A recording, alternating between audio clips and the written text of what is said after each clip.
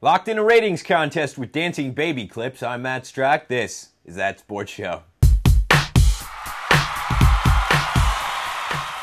Today on That Sports Show, parenting and grenade launchers and another nod to the Shuttlesworth clan. But first, alright, we've hit those indolent dog days of summer, haven't we? The kind of days when the pace of life slows down and people with real jobs gather their family together for a vacation. But some of us aren't so lucky. We have jobs that pay in snack food and families we can't stand. But it seems like no matter how bad we have it, there's always somebody out there who's got it a little bit worse. Isn't that right, Mr. Shuttlesworth? Where we gonna live at, son? Central Park West somewhere? What you gonna buy your mama, son? Come on. A big house. It's the will of the man. It ain't the skill of the man. Don't be afraid of nobody. Take it. Take Go it. strong, baby. Like nobody's better than you. Showing up, there are plenty of athletes out there that have crazier families than we do. In fact, there's enough to warrant a list of the craziest sports parents. We'll start in Sin City, which is where Mike Agassi reared his brood. Mike was a boxer representing Iran in the 48 and 52 Olympics before immigrating to Las Vegas.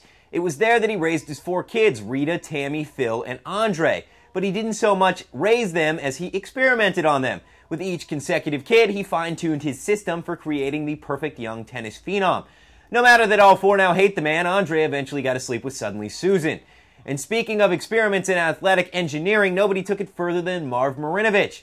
Marv was an NFL linebacker who washed out and wanted to relive his playing days vicariously through his kid. But he decided to take it to Gattaca levels. Marv made sure his wife had no sugar, salt, tobacco, or alcohol when she was pregnant with their son, and when he was born, the son was fed only raw fruits, veggies, and milk.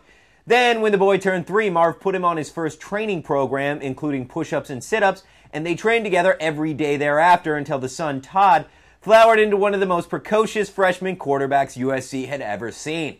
But, well, Marv was great at fostering athletic talent. When it came to teaching impulse control, maybe not so much. By the time Todd left college early for a single disastrous season in the NFL, he was shooting heroin before games. And this was the result. There were a lot of people wondering whether Todd Marinovich could play NFL football after a short college career. You feel like you've answered them in short? I hope so, but if not yet, they got a lot to see yet. They don't know what's coming. I think people certainly believe you are the future. Sorry about the loss, but we know we're going to see some great games for you later on. Thanks, Lynn. Okay. Nice, Todd. You've got those festering lip sores and Indiana Jones hat. Now you just need one of those panel vans with the porthole windows. Then you can officially be the creepiest former Oakland Raider. And that's saying something. As a quick aside, have you guys ever noticed that J.D. McCoy's dad in Friday Night Lights is an unsettlingly Texas version of Marv Marinovich? And now that NBC's officially renewed that show, don't be surprised if Season 4 kicks off with JD's pop chewing him out for failing to spot a delayed blitz, followed by a smash cut to JD huffing wood glue in the locker room. Mark this down, it will happen. But really, the contest for worst sports parent of all time isn't even close. Damir Docik walks away with this one. Damir is the father of one-time rising tennis star and super hottie Jelena Docik. He's Serbian and fought in his country's brutal civil war in the early 90s, which observers say was slightly less violent than the director's cut of Kill Bill.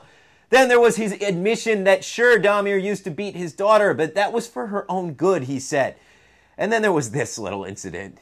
Mr. Docik allegedly called the Australian embassy in Serbia, threatening to fire a rocket at the ambassador's car after hearing his daughter had told a magazine he had physically abused her. He also told a Serbian newspaper he had a house full of weapons and could easily obtain a bazooka. Police raided his house in northwest Serbia and found 2 bomb devices, as well as hunting rifles and a handgun.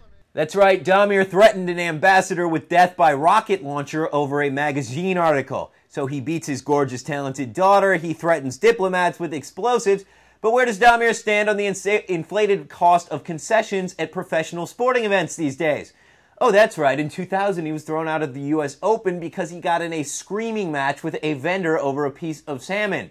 And the best part, he wasn't even paying for the food. He had a voucher to eat for free because his daughter was playing in the tournament. Amazing. So Mr. Shuttlesworth wasn't really too hard on poor Jesus, huh? At least he gave his son a hairstyle to look up to. That's it for another episode of That Sports Show. As usual, be sure to check us out at thatsportshow.com. We'll see you next time.